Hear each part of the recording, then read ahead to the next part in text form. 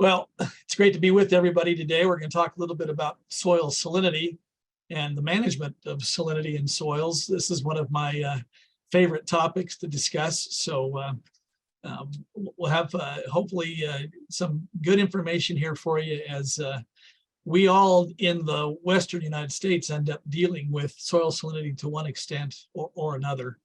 I wanted to put this in the framework of soil health because salinity figures prominently in soil health in a number of different ways. And I think as we try to maintain the proper function of our soils as a health medium or as a plant growth medium, a healthy plant growth medium, we need to be able to sustain the capacity of that soil to function.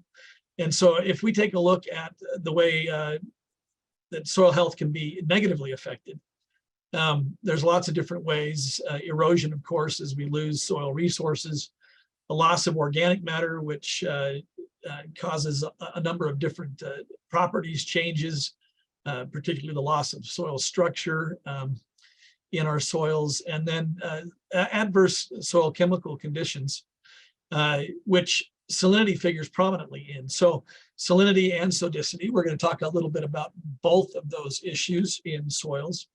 And as they build up in our soils, they can affect not only the chemical conditions that affect plant growth, but also soil structure breakdown.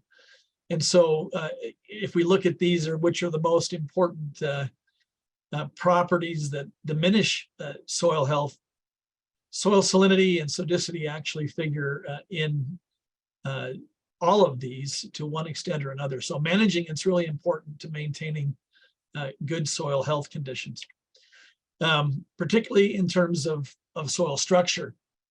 And we'll get into the details of that. But soil structure, as I refer to it, I just wanted to put this up for reference. It's how the interaction of organic matter works with the mineral fraction, the sand, the silt, the clay, the soil particles that we traditionally think of when we think of soil, how they work together to form these stable aggregates in soils and help with good aeration and infiltration and soil tilth and what have you. So those are important aspects to maintain. And as we will see going along, salinity does have a lot to do with the maintenance of this and the promoting of it in our soils. So let's take a look at soil salinity. What am I talking about when I'm talking about soil salinity? I'm talking about the accumulation or at least the content of our soils with respect to soluble mineral content. All of our soils, regardless of where we are in the world, have some dissolved mineral content in them. Where we have situations where we have more evapotranspiration, the water leaving the system, than we do precipitation coming in, then these dissolved minerals begin to accumulate in soils.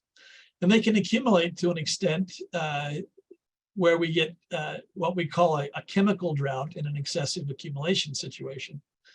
What I mean by chemical drought is that we actually have the restriction of water uptake based on how much dissolved mineral content is in the soil solution. We're going to look at this in different ways. We're going to look at it maybe visually. Sometimes we'll see it expressing itself visually on our soils, salt crusting, crystals showing up on the edges of soil pads, surface, and so forth. The burning of leaves from the plants that are growing, and the desiccation or drying out of leaf edges and tips and maybe entire leaves in extreme conditions. But those are secondary. The visual symptoms are secondary concerns that long before we get to the visual symptoms of salinity accumulation in soils, we can have conditions that are already reducing plant vigor and plant growth and things like that. So what we'll do is we'll take a soil sample and we'll measure its ability to conduct electricity. Remember, Mom told you to get out of the swimming pool when lightning was coming. Your pool water had a lot of salt dissolved in it, chlorine salts and other things to control algae growth and what have you. And so those salts dissolved in the water would actually conduct electricity rather readily. So it was important for you to be out of the water when lightning was striking in and around the area. So we can measure in a surrogate way the amount of dissolved mineral in the soil solution by how well it conducts electricity. So we'll look at the electrical conductivity. Don't worry about the units and things like that so much as the magnitude of the numbers as I'm talking about the effect of salinity on plant water uptake. If we exceed typically on the order of maybe 2 to 4 in the index there of conductivity, we start getting into situations where our horticultural crops, our favorite things like fruits and vegetables and other things that we might be growing on our small farms or gardens, begin to suffer. They start to fall off in productivity. The water uptake is diminished. Nutrient uptake is a consequence as well. And so if we start getting into those levels, we're going to already be experiencing some reduction in plant health and plant growth and productivity. And those will happen long before we get to the visual symptoms typically in our soils. So long before we see these kinds of things happening, we're going to be concerned particularly about the accumulation of salinity in the profile. So let's take a look at this more a little bit closer. There's a lot of different minerals that we have potentially dissolved in our soil solutions. Around here we have a lot of gypsum salts.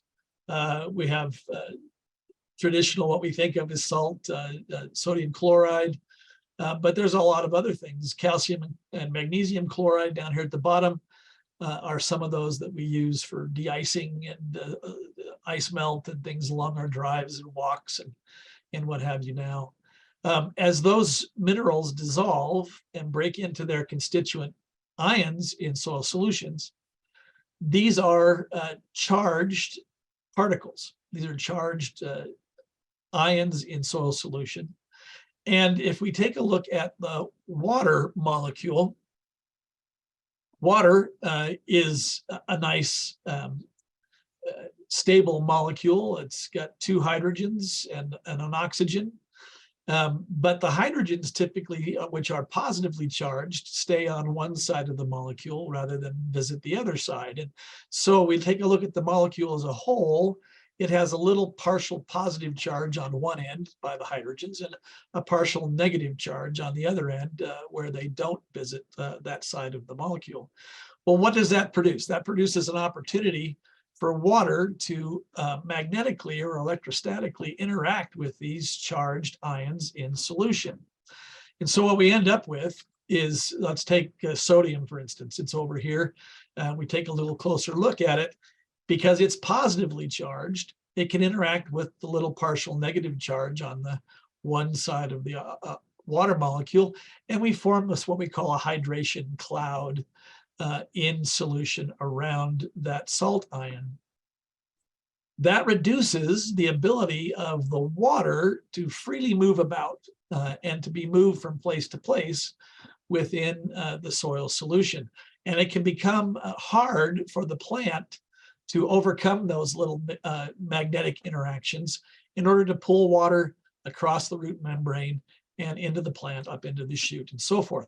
And so when I talk about chemical drought, I'm talking about this restriction in water movement imposed by the interaction that happens with these salt ions in solution.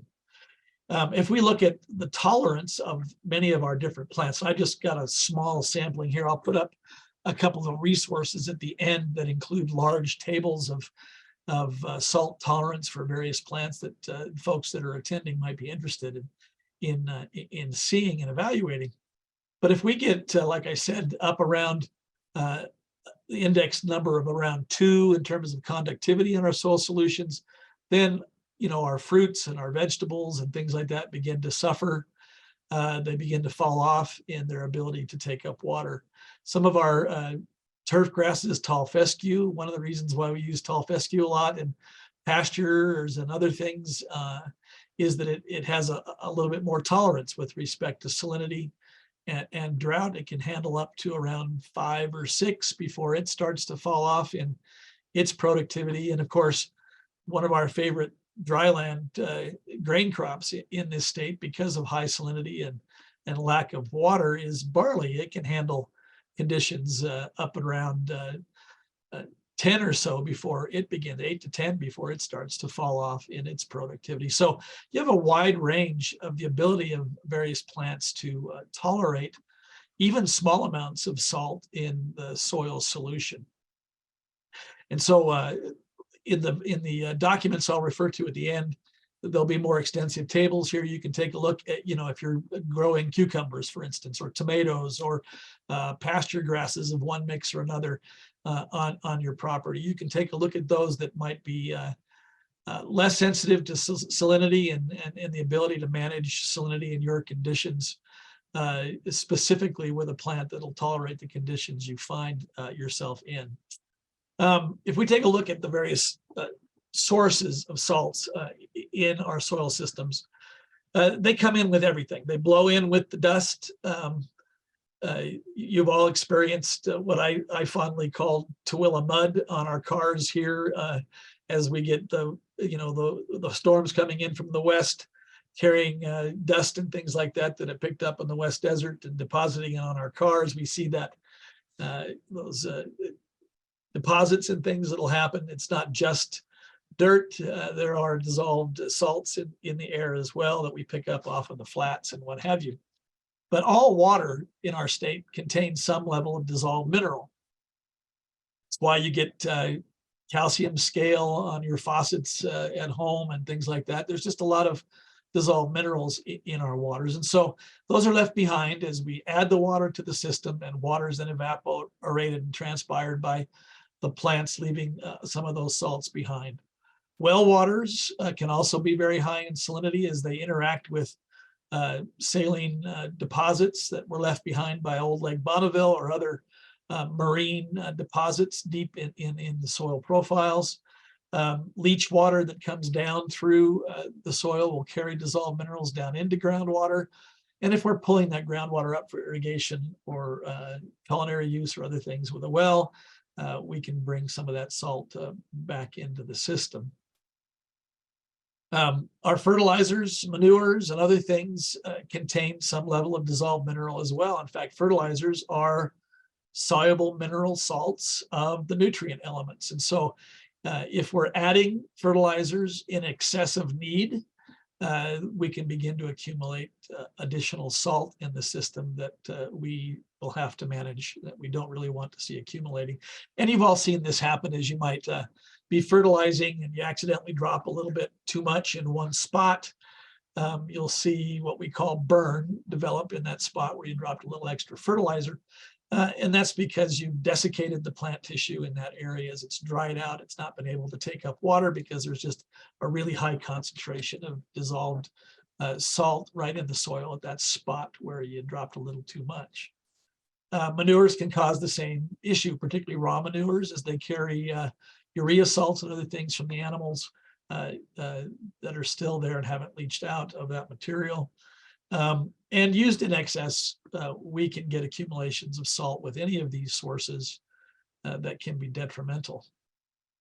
So our best attack at preventing salinity and managing salinity in soils is to control the source. We take a look at the historical conditions. We know how much is there. We know what's in our water. We know it's we're applying with fertilizer and what have you.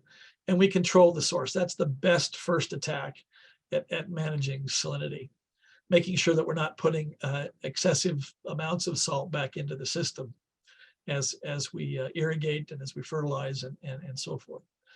And then we want to select, like I said, crop choices, pasture grasses, turf grasses, other things in our systems that are more tolerant of our historical condition. And then over time, as we improve the salinity conditions, which I'll talk about here in a minute, we can then move back into less tolerant species that we desire to have in our system. And then as we get a good combination of controlled sources and plants that can tolerate what levels we're at right now, and we can begin then to really clean up the problem and remove the salts, excess salts, through physically washing them out of the soil material. At this point, I want to kind of put a real caution here. Do not try to use anything that someone might sell you that claims that it will neutralize salt in our soils. If we go back really quickly to this slide here, the ions of those dissolved salt minerals in our soils are individual atoms, for the most part, of those elements: calcium, potassium, magnesium, sodium, and so forth, chloride, what have you. Remember, back to basic physics, we cannot create nor destroy matter. We can't put anything on that's going to make these things go away magically. We've got to physically remove them from the soil. And so we do that by leaching. We do that by putting on additional water of reasonable quality that will move the accumulated salts deep below the root zone, so it doesn't continue to cause issues with this water uptake restriction that can happen. In order to ensure that we have the best possible conditions for leaching, then we want to make sure we got good internal drainage. And this is where soil structure and other things become really, really important. The ability of that soil to communicate water through it needs to be maintained in some way. So adding additional organic matter to keep those aggregates nice and stable. Sometimes we need to open up physically by a tillage or ripping in order to accomplish that. But the rules of thumb for removing salinity out of the system is to apply upwards of 6 inches of water over and above the water holding capacity of the soil to push enough water through the system to clean up the top foot of our soil from salts. And that'll remove about 50% of that soluble salt material out of the root zone. Typically, that's plenty to reclaim a condition that might be a little excessive in a pasture or in a garden, in a vegetable production area, things like that. If we need more cleanup, if we got really, really high salt conditions, we may need some additional leaching. But you can see that we get diminishing returns as we put more and more water on.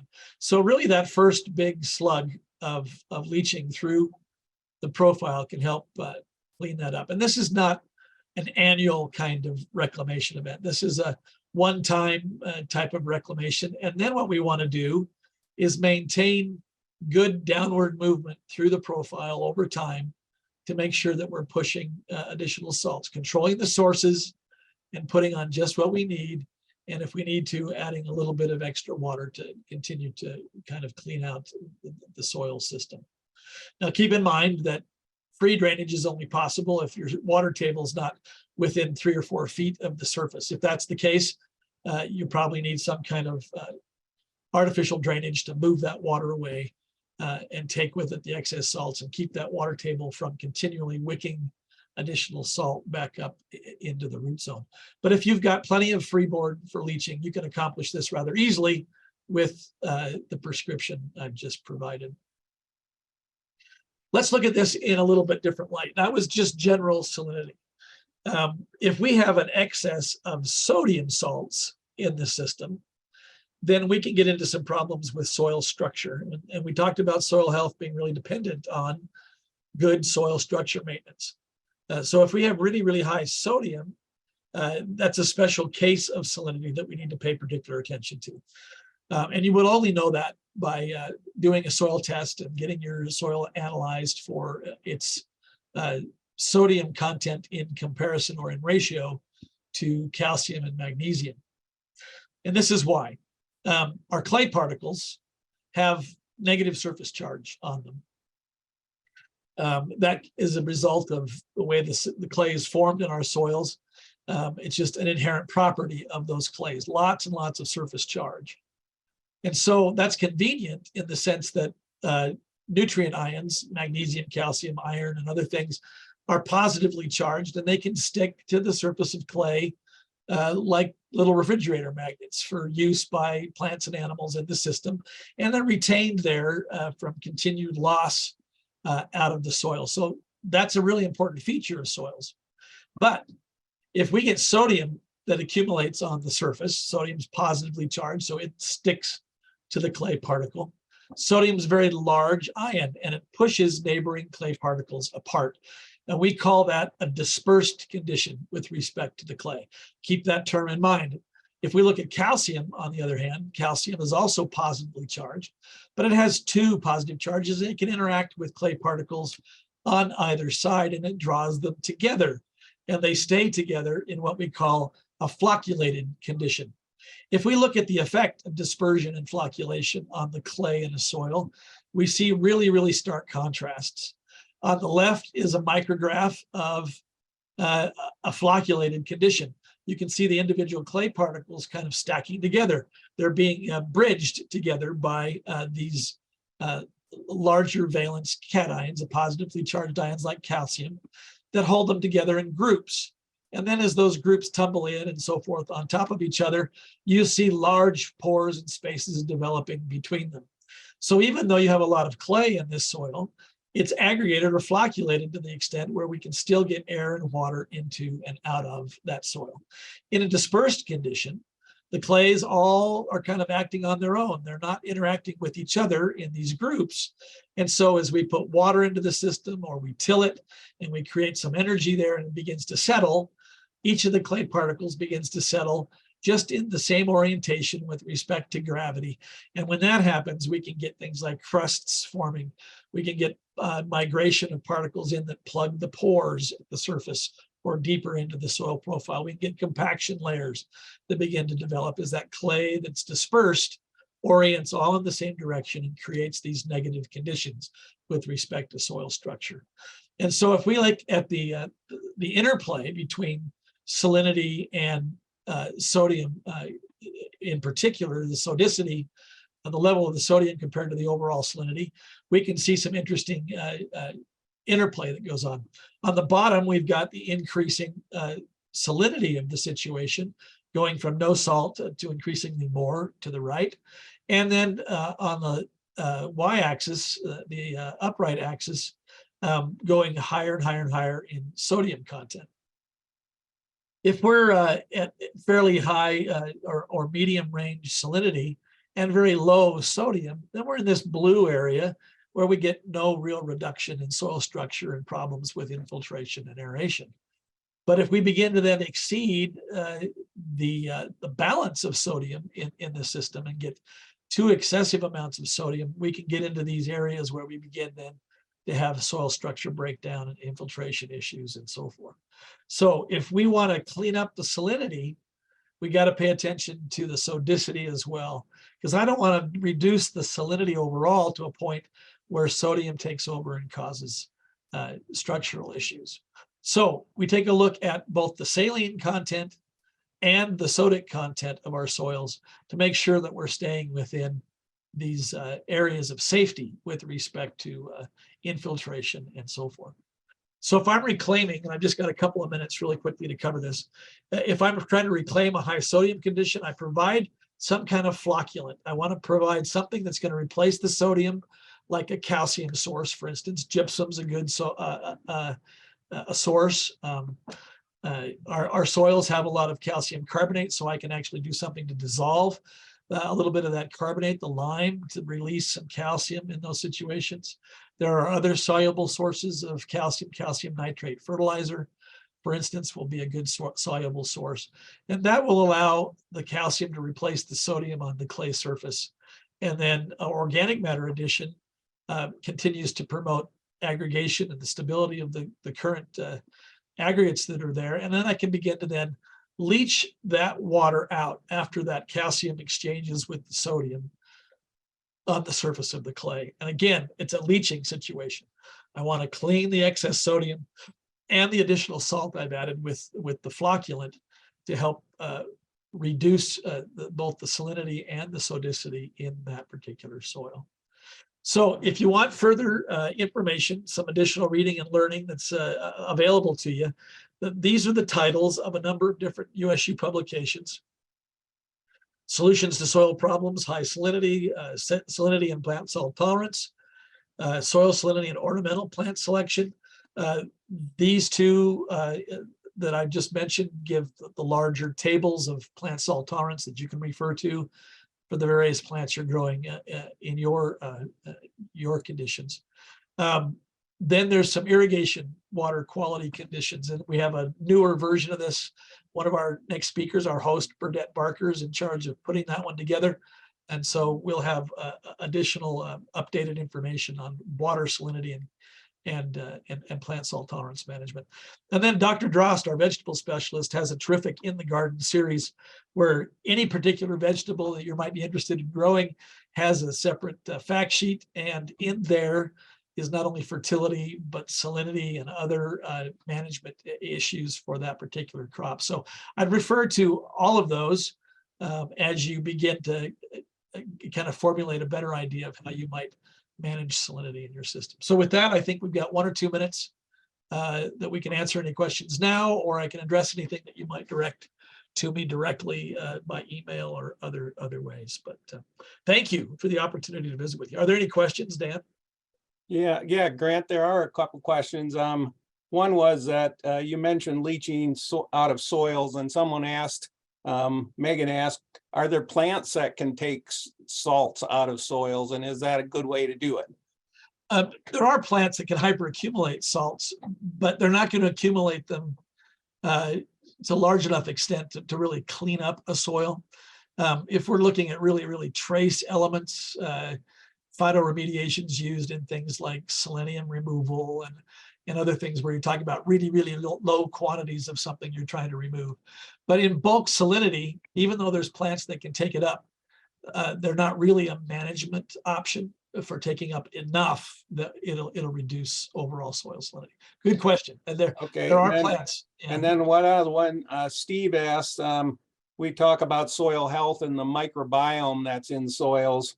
How sensitive to salinity is that microbiome? Do you have any idea? In excess conditions, the same water restrictions and things like that will happen. It's why we use salt to cure things and to store things, right? We pickle things with salt to keep bacterial growth and other things down. So yes, it has a direct effect on the microbiome itself. So excess salts not only prevent water uptake by plants, but they're going to affect all living things in that system.